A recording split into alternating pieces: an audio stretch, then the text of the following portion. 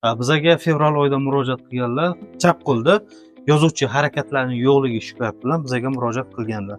Biza birinchi etapda bularda UZI tekshiruv asosida va NMG tekshiruv asosida biza bularga bilak nervining yelkaning o'rta uchligi sohasida to'liq uzilishi tashxisini qo'ydik. Bularda birinchi bosqichda operativ davo o'tkazdik. Ushbu operatsiyadan keyin bemorda hozir yaxshilanish, восстановление bosqichi ketmoqda va qaysi harakatlar paydo bo'lgani, qanaqa o'zgarishlar bo'lganini o'zlari aytib beradilar. Husan aka, marhamat.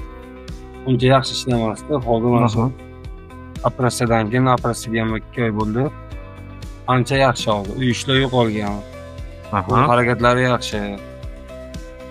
Barmoqlarni ishlashi, ariqlanib ketganda, ozib ketganda, hozir ancha yaxshi. Sinirga, pashtimga yetib oldi. Yaxshi.